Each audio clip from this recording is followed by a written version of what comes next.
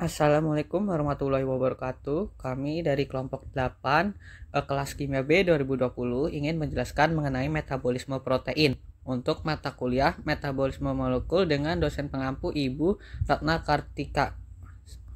Adapun anggota dari kelompok 8 yaitu ada Miftah Aulia, ada Rodatul Hadawiyah, ada Roina Rahmamusi, ada saya Muhammad Fathar Aulia, ada Zaza Wasuna, ada Rafina Nakia, dan ada Dela Dewanda. Untuk topik pembahasan pada metabolisme protein kali ini, pertama ada prinsip katabolisme dan anabolisme, kedua ada reaksi transaminasi dan diaminasi oksidatif pada katabolisme protein, ketiga ada transformasi kerangka karbon pada katabolisme asam amino dari protein, keempat ada transformasi asam amino glukogenik dan ketogenik, kelima ada mekanisme transformasi gugus pada protein, keenam ada mekanisme siklus urea, ketujuh ada dogma sentral dalam anabolisme protein, kedelapan ada mekanisme replikasi transkripsi dan translasi, kesembilan ada kode genetik, dan kesepuluh ada mekanisme pengendalian protein. Prinsip katabolisme dan anabolisme protein. Pencernaan protein. Langkah pertama dalam pencernaan protein adalah mengunyah. Gigi memulai pemecahan mekanis dari potongan makanan berukuran besar menjadi potongan-potongan kecil yang dapat ditelan. Kelenjar ludah menyediakan beberapa air liur untuk membantu menelan, dan lewatnya sebagian makanan yang dihaluskan melalui kerongkongan yang dihaluskan dan masuk ke lambung melalui sphincter esophagus. Lambung melepaskan cairan lambung yang mengandung asam klorida dan enzim pepsin yang memulai pemecahan protein. Kontraksi lambung mekanis yang kuat mengaduk-aduk protein yang dicerna sebagian menjadi campuran yang lebih seragam yang disebut SIM. Lambung mengosongkan SIM yang berisi potongan makanan yang telah dipecah ke dalam usus halus, tempat sebagian besar pencernaan protein terjadi. Pankreas mengeluarkan jus pencernaan yang mengandung lebih banyak enzim yang selanjutnya memecah fragmen protein. Dua enzim pankreas utama yang mencerna protein adalah kimotripsin dan tripsin. Sel-sel yang melapisi usus kecil melepaskan enzim tambahan yang akhirnya memecah fragmen protein yang lebih kecil menjadi asam amino individu. Kontraksi otot usus halus mencampur dan mendorong protein yang dicerna ke tempat penyerapan. Di bagian bawah usus halus, asam amino diangkut dari lumen usus melalui sel-sel usus ke darah. Pergerakan asam amino individu ini membutuhkan protein transfer ke usus dan molekul energi seluler atau adenosin trifosfat ATP. Setelah asam amino dalam darah, mereka diangkut ke hati. Seperti makronutrien lainnya, hati adalah pos pemeriksaan untuk distribusi asam amino dan pemecahan lebih lanjut dari asam amino. Asam amino mengandung nitrogen. Jadi katabolisme asam amino lebih lanjut melepaskan amonia yang mengandung nitrogen. Karena amonia bersifat racun, hati mengubahnya menjadi urea yang kemudian diangkut ke ginjal dan diekskresikan dalam urin. Metabolisme protein merupakan proses kimia dan fisik yang mencangkup pada perubahan protein menjadi asam amino dan penguraian asam amino pada protein. Katabolisme protein adalah pemecahan protein menjadi peptida yang lebih kecil dan akhirnya menjadi asam amino. Anabolisme protein adalah proses pembentukan protein dari asam amino. Katabolisme protein terjadi melalui 4 tahap, yaitu pertama pemindahan gugus amina, kedua siklus urea, ketiga perubahan kerangka karbon, dan keempat ada siklus asam sitrat. Anabolisme protein. Sintesis asam amino non-esensial terutama bergantung pada pembentukan asam alfa keto yang sesuai, yang merupakan prekursor dari masing-masing asam amino. Misalnya asam pirufat, yang terbentuk dalam jumlah besar selama pemecahan glikolitik glukosa, adalah prekursor asam keto dari asam amino. Kemudian melalui proses transaminasi, radikal amino ditransfer ke asam alfa keto dan oksigen keto ditransfer ke donor radikal amino. Reaksi transaminasi dan deaminasi oksidatif pada katabolisme protein. Reaksi transaminasi. Transaminasi adalah reaksi kimia yang mentransfer gugus amino ke asam keto untuk membentuk asam amino baru. Transaminasi adalah salah satu jalur degradasi utama yang mengubah asam amino esensial menjadi asam amino non-esensial. Transaminasi dalam biokimia dilakukan oleh enzim yang disebut transaminase atau aminotransferase. Alfa-ketoglutarat bertindak sebagai asektor gugus amino yang dominan dan menghasilkan glutamat sebagai asam amino baru. Reaksi deaminasi. Glutamat mengalami deaminasi oksidatif menghasilkan ion NH4+, reaksi yang dikatalis oleh enzim L-glutamat dehidrogenase dalam matriks mitokondria. Glutamat merupakan satu-satunya gugus amina dapat dilepas secara langsung dengan cepat. Ion NH4+ yang dihasilkan akan melanjutkan perjalanan dalam siklus urea untuk dapat dikeluarkan dalam tubuh. Baiklah, saya akan menjelaskan tentang transformasi kerangka karbon pada katabolisme asam amino dari protein. Kerangka karbon dari asam amino yang telah mengalami pemindahan gugus akan masuk ke dalam siklus asam sitrat atau siklus Krebs, sesuai dengan jenis awal asam amino asalnya. Jadi, rangka karbon hasil degradasi akan menghasilkan asam alfa keto yang nanti akan masuk ke siklus Krebs dan bisa diubah menjadi glukosa, badan keton, maupun lipid. Jalur degradasinya itu ada dua, yaitu asam amino yang ketogenik dan asam amino glukogenik. Kalau asam amino ketogenik itu, jika masuk ke dalam siklus Krebs, asam amino tersebut bisa diubah menjadi badan keton dan juga lipid. Asam amino ketogenik ini juga termasuk asam amino yang jika didegradasi akan menjadi senyawa antara metabolisme asam lemak seperti asetil-CoA dan asetil-CoA. Lalu ada asam amino glukogenik, yaitu asam amino yang kalau didegradasi itu menjadi senyawa antara glikolisis atau siklus Krebs. Asam amino glukogenik ini nanti bisa dikonversi menjadi glukosa yang akhirnya dapat menjadi energi. Lebih lanjutnya akan dijelaskan oleh teman saya. Selanjutnya, ada transformasi asam amino glukogenik dan ketogenik. Berdasarkan hasil dari katabolisme rangka karbon asam amino dibedakan menjadi dua, yaitu asam glukogenik dan asam amino ketogenik. Asam amino glukogenik adalah asam amino yang terdegradasi menjadi perantara siklus pirufat dan asam sitrat, karena dapat langsung menyediakan jalur gluconeogenesis, hasil akhirnya menjadi glukosa. Sedangkan asam amino ketogenik adalah pembentukan asil-CoA ataupun asetoasetat, dapat berkontribusi pada pembentukan asam amino ataupun badan keton. Asam aminonya hanya bisa masuk ke asetil-CoA ataupun asetoasetil-CoA. Hasil akhirnya menjadi badan keton ataupun lipid. Selanjutnya ada yang disebut katabolisme rangka karbon dari asam amino seperti yang dijelaskan sebelumnya. Yang namanya katabolisme berarti reaksi penghancuran si rangkanya. Pertama di sini, pada karbon ini mencakup sejumlah besar dari asam amino.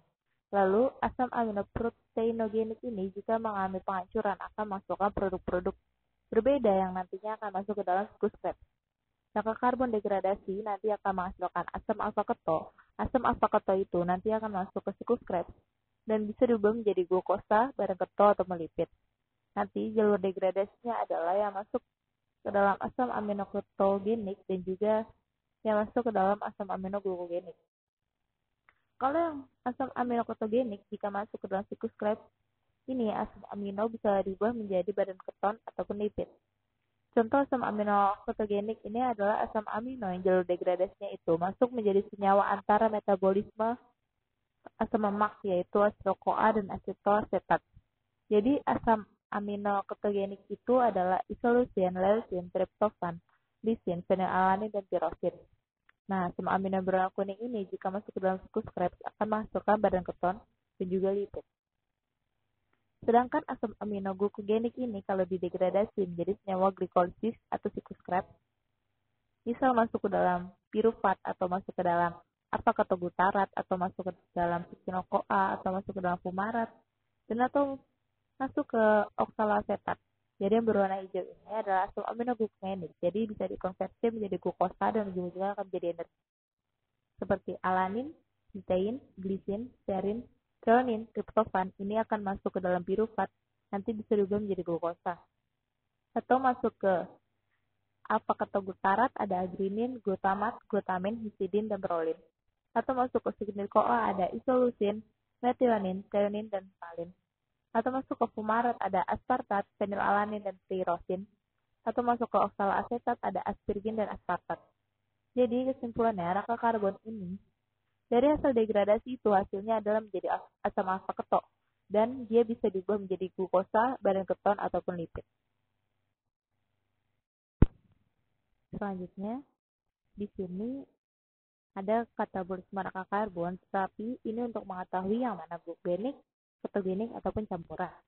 Seperti yang dilihat yang berwarna hijau ini adalah asam amino glukogenik seperti alanin, sistein, lisin, serin, troin, arginin, glutamat, vitamin, histidin, prolin.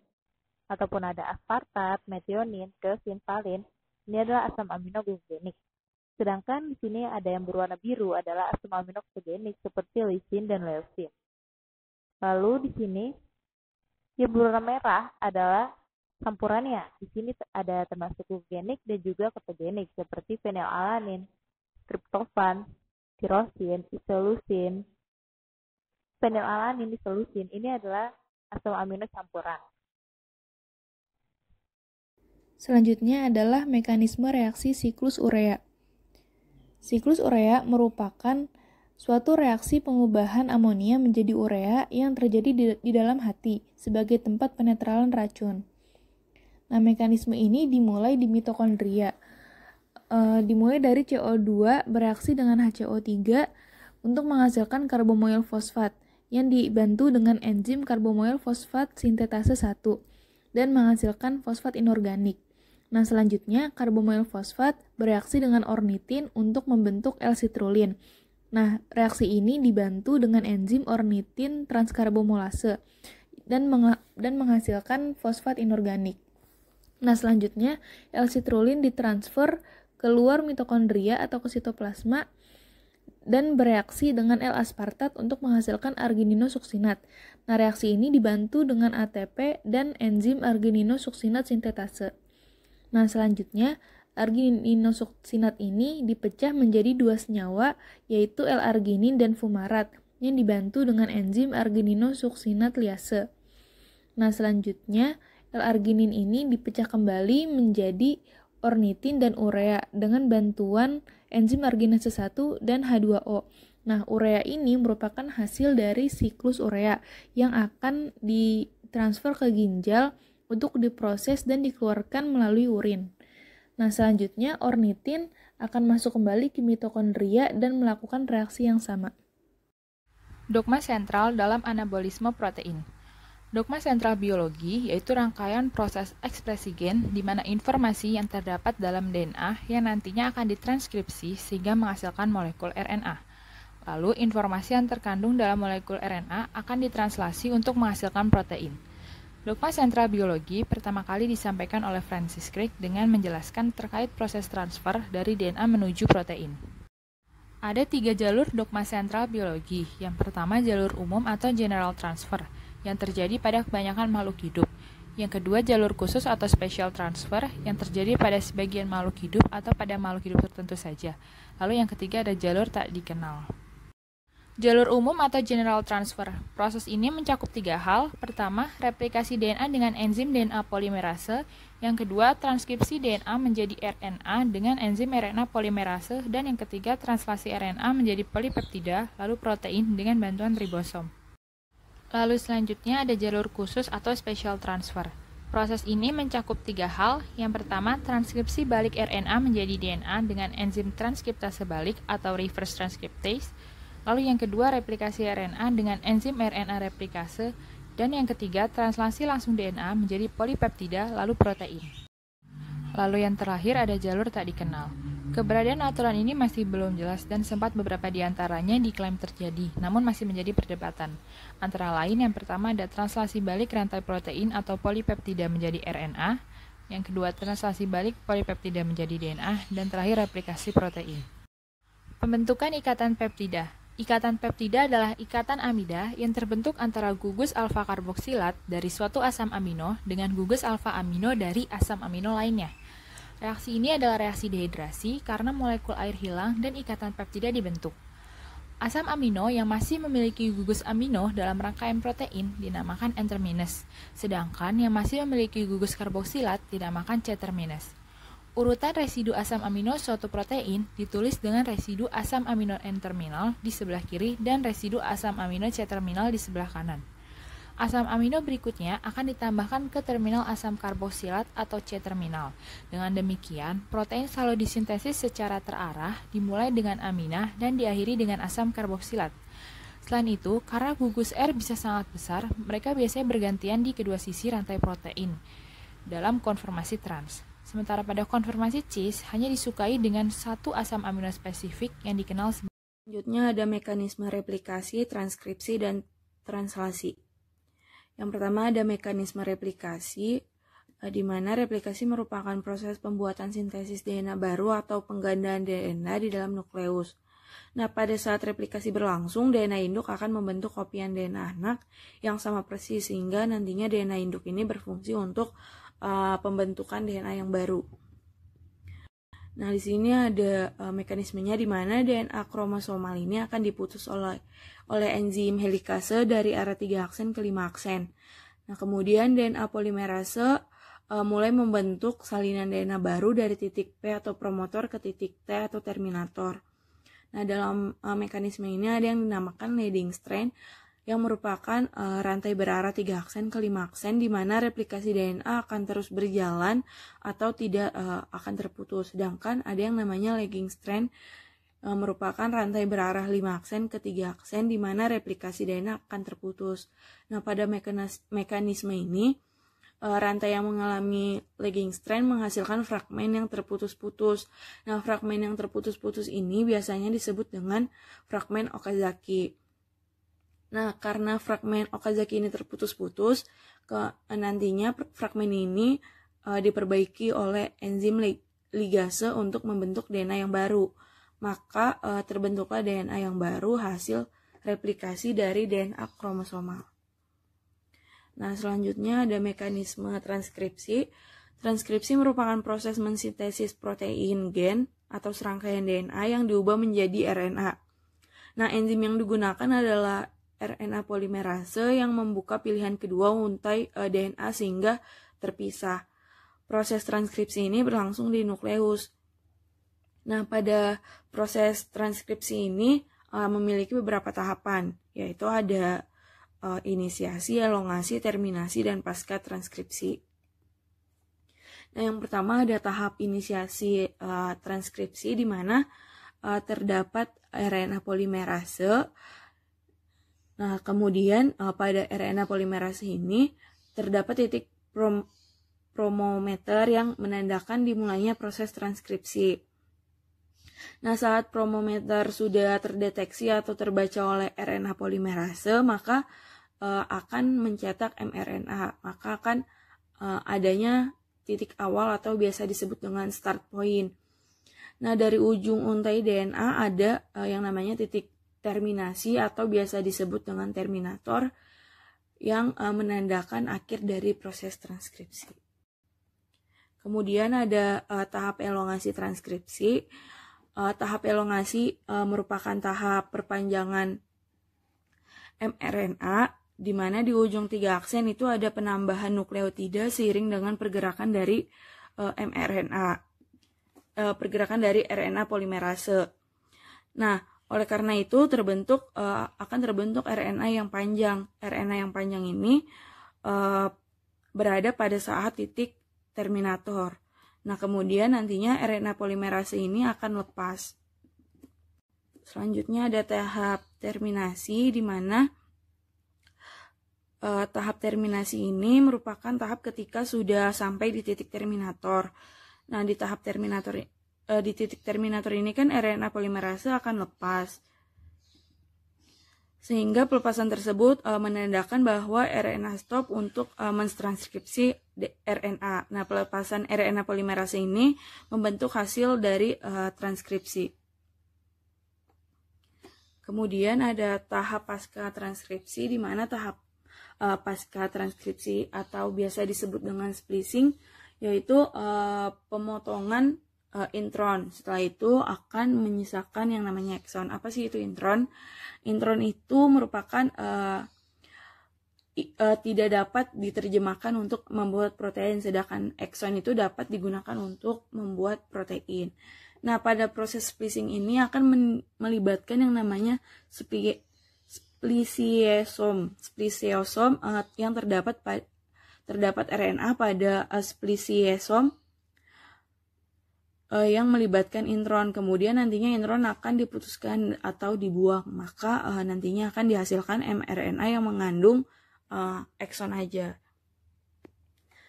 Nah, kemudian ada tahap translasi atau mekanisme translasi yang merupakan proses penerjemahan beberapa triplet atau kodon dari RNA menjadi asam amino yang membentuk protein. Nah, proses translasi ini terjadi pada ribosom. Nah, terdapat beberapa tahapan pada mekanisme translasi ini, yaitu ada aktivasi asam amino, inisiasi, elongasi, terminasi, dan pengolahan pasca translasi. Nah, komponen dalam translasi ini ada ribosom. Nah, ribosom ini tersusun dari protein dan molekul RNA yang dikenal dengan rRNA. Kemudian ada rRNA yang merupakan salah satu jenis RNA yang berfungsi sebagai penyusun ribosom. Kemudian ada mRNA yang merupakan molekul RNA yang menyandi urutan asam amino yang akan disintesis menjadi protein. Kemudian ada tRNA yang merupakan molekul RNA yang berperan membawa asam amino yang akan digabungkan dalam membentuk protein. Kemudian ada asam amino yang merupakan penyusun suatu protein. Asam amino ini akan digabungkan dengan asam amino lain untuk membentuk ikatan peptida menjadi suatu protein. Selanjutnya ada tahap aktivasi asam amino di mana situs aktif aminoasil tRNA sintase akan mengikat asam amino dan juga ATP atau 3P. Nah, ATP ini akan kehilangan 2 gugus P dan berikatan dengan asam amino sebagai AMP. Nah, tRNA yang sesuai secara kovalin ini akan otomatis berikatan dengan asam amino untuk menggantikan AMP. Nah, kemudian tRNA yang memiliki muatan asam amino ini akan dilepaskan oleh enzim ya. Nah, berikut merupakan mekanismenya. Nah, kemudian ada tahap inisiasi translasi di mana sub kecil ribosom ini akan berikatan dengan molekul mRNA. Ujung mRNA yang telah keluar dari nukleus akan berikatan dengan ribosom unit kecil melalui bantuan GTP dan enzim. Nah, peristiwa tersebut biasanya disebut dengan kodon inisiasi. Nah, kodon inisiasi tersebut adalah AUG. Kodon AUG memberikan sinyal untuk memulainya proses translasi.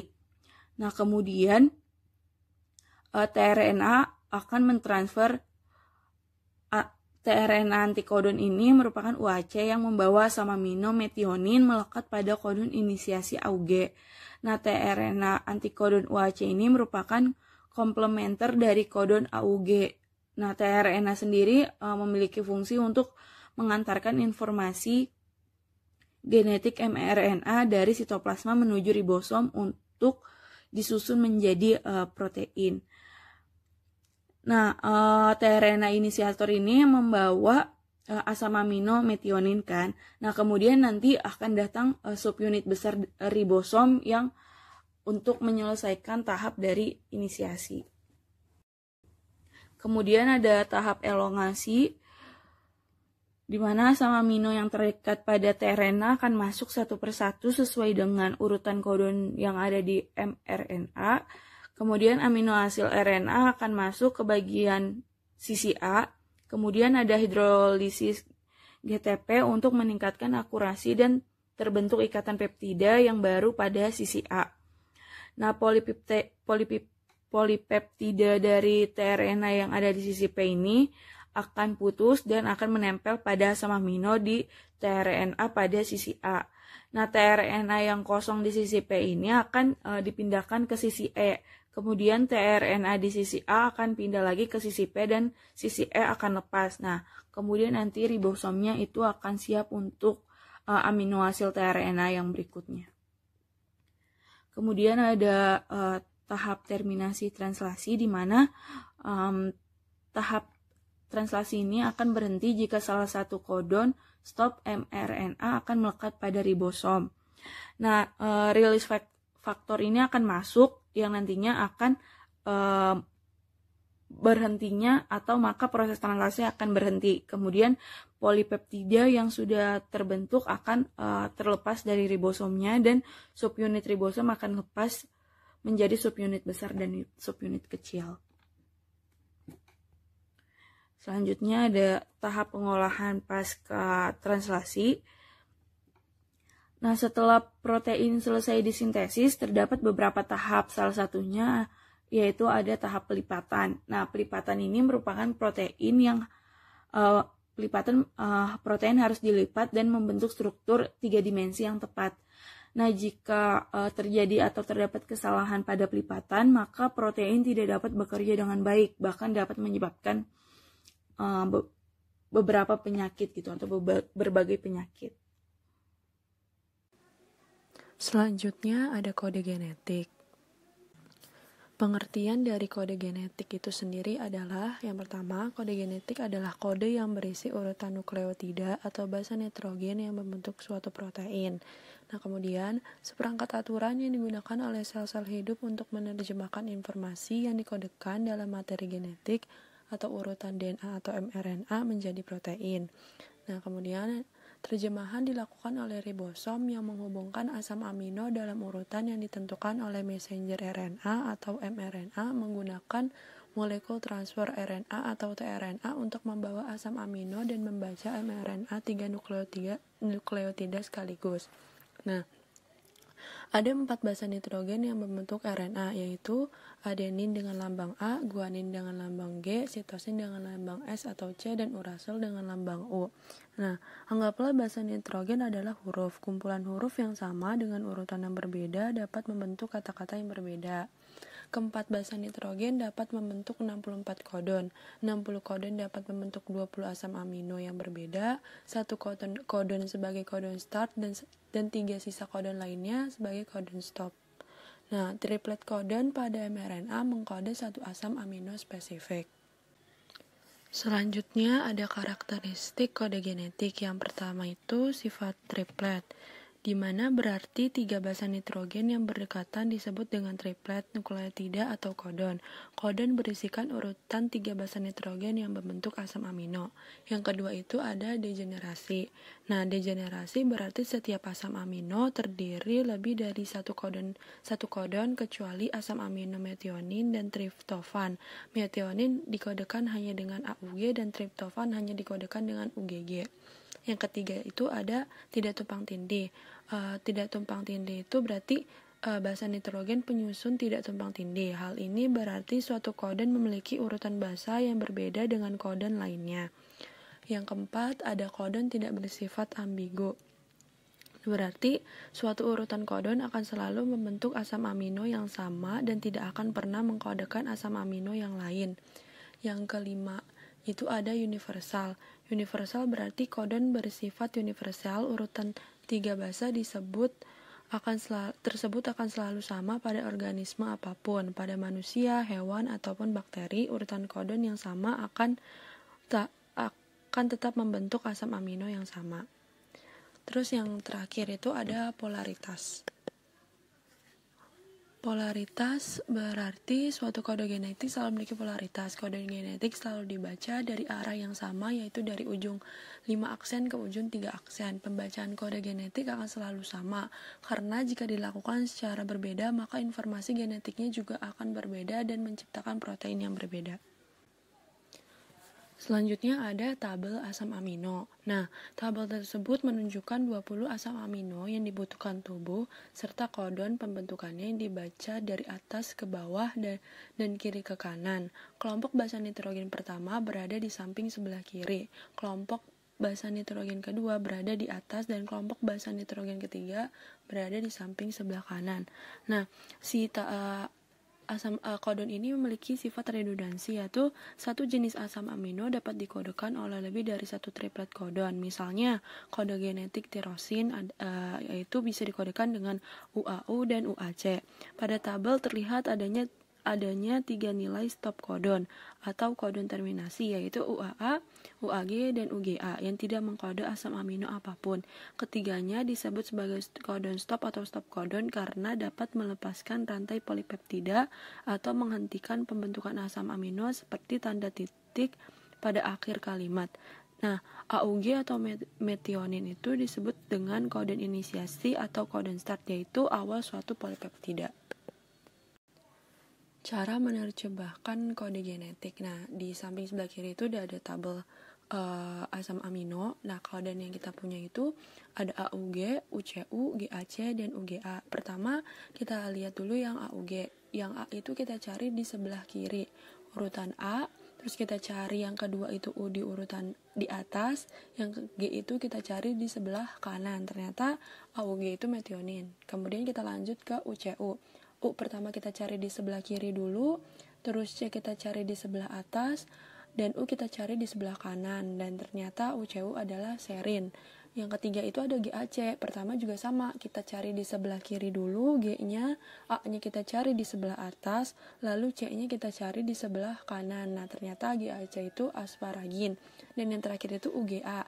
Pertama juga sama, kita cari di sebelah kiri dulu U-nya, terus di sebelah atas G-nya, dan yang terakhir di sebelah kanan A-nya. Dan ternyata UGA itu adalah stop codon. Mekanisme transformasi gugus pada protein. Limner-Sterlang tahun 1952 secara khusus pertama kali menyarankan hierarki struktur protein dengan 4 tingkatan. Ada primer, sekunder, tersier, dan kuartener. Struktur protein sendiri didefinisikan sebagai polimer asam amino yang dihubungkan oleh ikatan peptida. Yang pertama ada struktur primer. Struktur primer protein didefinisikan sebagai urutan asam amino yang dihubungkan bersama untuk membentuk rantai polipeptida. Setiap asam amino dihubungkan dengan asam amino berikutnya melalui ikatan peptida yang dibuat selama proses biosintesis protein. Kedua ujung setiap rantai polipeptida dikenal sebagai terminal amino atau N-terminus dan karboksil terminus. Ikatan yang terdapat pada struktur primer adalah ikatan peptida yang merupakan ikatan kovalen. Setiap protein mempunyai struktur primer yang dibedakan oleh jumlah, urutan, dan macam residu asam amino yang terletak sepanjang rantai protein. Struktur primer suatu protein adalah translasi dari informasi yang terdapat pada gen. Urutan asam amino dalam rantai polipeptida sangat penting untuk berfungsinya protein dengan baik. Urutan ini diinskripsi dalam kode genetik DNA. Rantai samping asam amino yang berbeda dapat dikelompokkan ke dalam kelas yang berbeda berdasarkan sifat kimianya. Misalnya, beberapa rantai samping asam amino hanya mengandung karbon dan hidrogen, dan dengan demikian bersifat nonpolar dan hidrofobik. Yang lainnya mengandung gugus fungsi elektronegatif dengan oksigen atau nitrogen, dan dapat membentuk ikatan hidrogen yang membuat interaksi yang lebih polar. Yang lain lagi mengandung gugus fungsi asam karboksilat dan dapat bertindak sebagai asam atau mengandung amina dan dapat bertindak sebagai basa. Karakter asam amino di seluruh protein ini membuat protein untuk melipat dan membentuk struktur 3 dimensinya.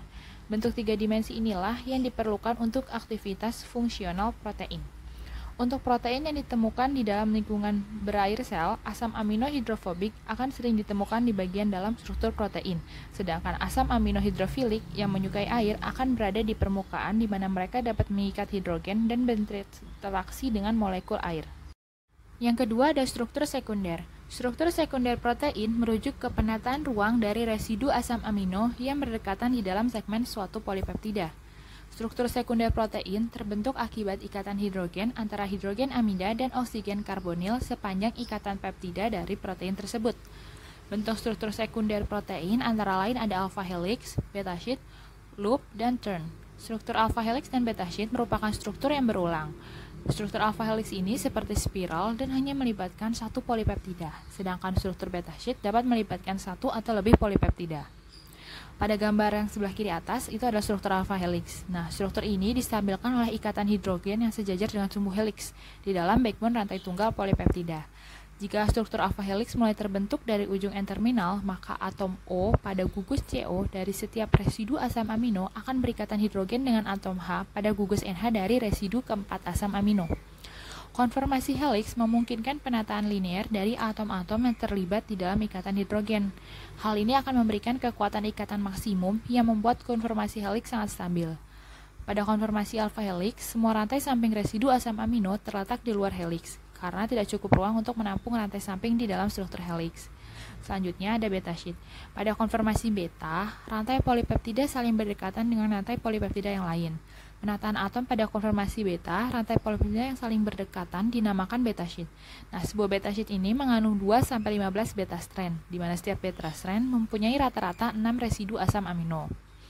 Nah, beta sheet ini distabilkan oleh ikatan hidrogen antara oksigen karbonil dan hidrogen amida pada beta strand yang berdekatan. Beta strand dalam beta sheet dapat paralel, yaitu dari arah ujung C atau ujung N-nya sama, atau antiparalel, di mana arah ujung C atau ujung N-nya berlawanan. Ketika beta strand antiparalel, ikatan hidrogen hampir tegak lurus dengan untai polipeptida yang teregang. Nah, pada beta sheet antiparalel ini, oksigen karbonil dan atom hidrogen amida dari satu residu membentuk ikatan hidrogen dengan hidrogen amida dan oksigen karbonil dari residu tunggal pada untai lainnya. Pada penataan beta sheet paralel, ikatan hidrogen tidak tegak lurus dengan untai yang diregangkan, dan setiap residu asam amino membentuk ikatan hidrogen dengan gugus karbonil dan amida dari dua residu yang berbeda pada untaian yang berdekatan. Nah, ikatan hidrogen antar rantai peptida pada beta sheet ini akan menghasilkan struktur zigzag yang berulang. Nah, pada beta sheet paralel yang kurang stabil dibandingkan beta sheet antiparalel. Karena pada beta sheet paralel ini kemungkinan ikatan hidrogennya terdistorsi pada penataan paralel. Yang ketiga, struktur tersier. Struktur ini muncul dari pelipatan lebih lanjut dari struktur sekunder protein. Interaksi non-kovalen antara rantai samping residu asam amino dan ikatan kovalen disulfida berperan dalam menentukan struktur tersier protein. Interaksi non-kovalen termasuk ikatan hidrogen, ikatan ionik, dan gaya van der Waals. Interaksi ini sangat dipengaruhi oleh perubahan pH dan suhu. Struktur tersier protein mewakili pelipatan keseluruhan rantai polipeptida. Pelipatan lebih lanjut dari struktur sekunder akan menimbulkan dua bentuk molekul utama yang disebut dengan fibrose atau berserat dan globular. Ikatan yang menstabilkan struktur tersier protein adalah ikatan hidrogen, ikatan disulfida, van der Waals, dan gaya tarik elektrostatik. Sifat gugus R yang ditemukan dalam asam amino yang terlibat dapat melawan pembentukan ikatan hidrogen. Nah, sebagai contoh, gugus R dengan muatan yang sama akan saling tolak-menolak, dan gugus yang memiliki muatan yang berbeda akan saling tarik-menarik. Ketika pelipatan protein terjadi, gugus R hidrofobik dari asam amino nonpolar terletak di bagian dalam protein, sedangkan gugus R hidrofilik terletak di bagian luar. Jenis interaksi ini dikenal sebagai interaksi hidrofobik. Sementara interaksi antara rantai samping sistein membentuk hubungan disulfida dengan adanya oksigen, satu-satunya ikatan kovalen yang terbentuk selama pelipatan protein. Ikatan disulfida sendiri merupakan ikatan kovalen antara rantai samping sistein yang mengandung belerang, di mana ikatan ini jauh lebih kuat daripada jenis ikatan lain yang berkontribusi pada struktur tersier, menjaga bagian-bagian dari polipeptida melekat erat satu sama lain. Proses di mana rantai polipeptida mengambil bentuk tiga dimensi berskala besar disebut dengan pelipatan protein. Interaksi gugus R yang berkontribusi pada struktur tersier ini adalah termasuk ikatan hidrogen, ikatan ion, interaksi dipol-dipol, dan gaya dispersi London, di mana keseluruhannya merupakan ikatan non-kovalen. Yang terakhir ada struktur kuartener. Penataan ruang dari berbagai struktur tersier memunculkan struktur kuartener. Beberapa protein dari dua atau lebih rantai polipeptida akan disebut sebagai subunit. Nah, masing-masing subunit ini merupakan polipeptida yang terpisah. Proteinnya dinamakan dengan protein multisubunit. Protein multisubunit dapat terdiri dari 2 subunit atau dimer, 3 subunit atau trimer, 4 subunit atau tetramer, dan bahkan lebih dari 4 subunit. Protein yang terdiri dari sejumlah kecil subunit ini dinamakan oligomer. Protein dengan hanya satu subunit adalah monomer. Susunan spesial dari subunit-subunit ini terhadap satu sama lain dikenal sebagai struktur kuartener. Oleh karena itu, struktur kuartener merupakan penataan dan pengorganisasian subunit-subunit protein menjadi protein kompleks yang fungsional. Interaksi antara subunit pada protein multisubunit dimediasi oleh interaksi non-kovalen seperti ikatan hidrogen, interaksi hidrofobik, dan interaksi elektrostatik. Contoh protein dengan struktur kuartener misalnya hemoglobin, yang memiliki struktur kuartener dari 4 subunit protein globular. Contoh lainnya ada DNA polimerase, yaitu enzim yang mensintesis untaian DNA baru dan terdiri dari 10 subunit. Protein diklasifikasikan menjadi dua kelompok utama seperti sebelumnya, yaitu protein fibrose dan protein globular. Dua kelompok protein ini berbeda secara struktural sehingga menghasilkan sifat dan fungsi yang berbeda pula. Protein fibrose merupakan molekul yang sangat panjang, di mana protein fibrose ini terdapat rantai polipeptida yang ditata sepanjang rantai atau sheet, sedangkan pada protein globular rantai polipeptidanya melipat berbentuk bulat atau globular. Protein fibrose biasanya sebagian besar terdiri dari tipe tunggal struktur sekunder dan struktur tersiernya relatif sederhana. Ketika rantai polipeptida berjalan paralel dan disatukan oleh ikatan hidrogen dan disulfida, maka struktur seperti serat atau fibros ini akan terbentuk. Protein seperti itu umumnya tidak larut dalam air, contohnya dekeratin dan miosin. Struktur protein fibros ini mirip dengan struktur protein alfa keratin rambut. Sementara itu, struktur globular sering mengandung beberapa tipe struktur sekunder. Sifat dan fungsi protein ini juga berbeda, di mana protein globular itu larut di dalam air, sedangkan protein fibros tidak larut dalam air. Protein globular ini telah banyak dipelajari strukturnya, contohnya ada mioglobin dan hemoglobin. Nah, struktur ini dihasilkan ketika rantai polipeptida melilit untuk memberikan bentuk globular dan biasanya larut dalam air. Ada contohnya lain adalah insulin dan albumin, yang adalah contoh umum dari protein globular. Selanjutnya ada mekanisme pengendalian metabolisme protein. Yang pertama itu ada regulasi ekspresi gen. Regulasi ekspresi gen itu sendiri adalah proses pengaturan dalam penerjemahan informasi genetik. Nah, proses pengaturan ini dilakukan dengan cara menghentikan produksi enzim melalui penghentian gen penyedianya. Regulasi ekspresi gen dimulai dari proses transkripsi, di mana jika suatu protein yang dikodekan oleh gen tidak diperlukan, maka protein tidak akan ditranskripsi. Kemudian, tanpa sistem pengendalian yang efisien, sel akan kehilangan banyak energi yang akan merugikan makhluk hidup. Nah, pengendalian suatu gen terbagi menjadi dua sistem, yaitu ada pengendalian ekspresi gen, yaitu pengendalian ekspresi gen prokaryotik dan pengendalian ekspresi gen eukaryotik. Nah, kemudian ada pengendalian ekspresi gen prokaryotik. Nah, pengendalian ini dibagi dua, yaitu ada pengendalian positif dan pengendalian negatif. Yang pertama kita akan bahas mengenai pengendalian positif dulu. Nah, pengendalian positif pada suatu operon artinya operon diaktifkan oleh produk gen regulator. Pada pengendalian positif dibutuhkan protein untuk terjadinya transkripsi. Pengendalian positif akan menghasilkan produk gen regulator berupa aktivator. Di samping sebelah kiri itu ada gambaran sistem pengendalian positif pada regulasi ekspresi gen. Kita pertama dulu ke gambar yang pertama dulu, yang nomor 1. Menjelaskan bahwa gen regulator menghasilkan suatu aktivator yang belum aktif sehingga transkripsi tidak bisa berjalan. Kemudian pada gambar kedua yang di bawahnya itu menjelaskan bahwa aktivator yang dihasilkan oleh gen berikatan dengan protein indusor, kemudian aktivator akan mengalami reaktivitas dan transkripsi pun berjalan. Terus gambar ketiga yang berada di sebelah atas itu gen regulator yang menghasilkan aktivator yang sudah aktif dan transkripsi pun berjalan. Dan yang terakhir itu pada gambar keempat yang di bawahnya menjelaskan bahwa aktivator akan berikatan dengan koreseptor sehingga menjadi tidak aktif sehingga tidak akan terjadi transkripsi.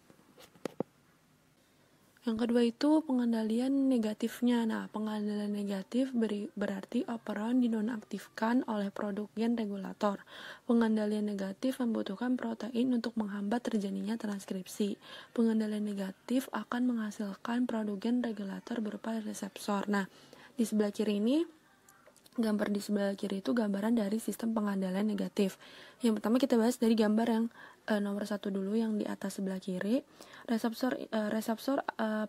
Reseptor ini menempel pada operator. Penempelan menyebabkan RNA polimerase tidak dapat melakukan transkripsi gen-gen struktural sehingga operon mengalami represi atau penekanan. Proses ini akan terjadi secara terus-menerus selama tidak ada indusor di dalam sel.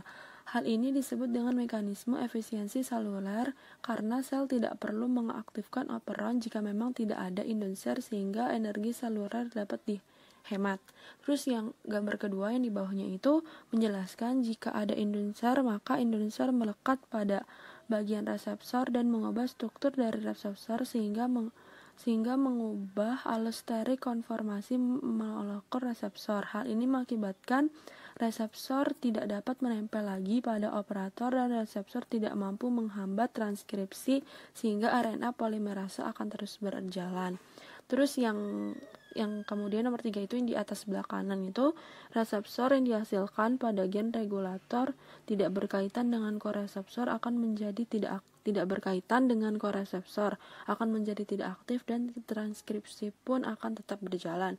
Dan yang terakhir nomor 4 di bawahnya itu reseptor yang berikatan dengan koreseptor pada sisi allostericnya akan menghambat transkripsi. Nah, kemudian ada pengendalian ekspresi gen eukaryotik. Kalau tadi sudah prokaryotik, yang sekarang itu eukaryotik. Dia ada beberapa tahap Yang pertama itu di nomor 1 itu transkripsional control itu mengatur kapan dan berapa sering sebuah gen ditranskripsi. Terus yang kedua itu kontrol processing mRNA mengatur bagaimana mRNA hasil transkripsi dipotong atau diproses. Yang ketiga, kontrol lokalisasi dan transport RNA menentukan mRNA mana yang akan diekspor dari nukleus ke sitosol. Yang keempat itu ada kontrol degradasi RNA secara selektif mendegradasi molekul mRNA tertentu. Yang kelima, itu ada kontrol translasi, memilih mRNA mana yang ditranslasikan oleh ribosom. Yang keenam, itu ada kontrol aktivitas protein, secara selektif mengaktifasi atau mendeaktivasi protein setelah disintesis.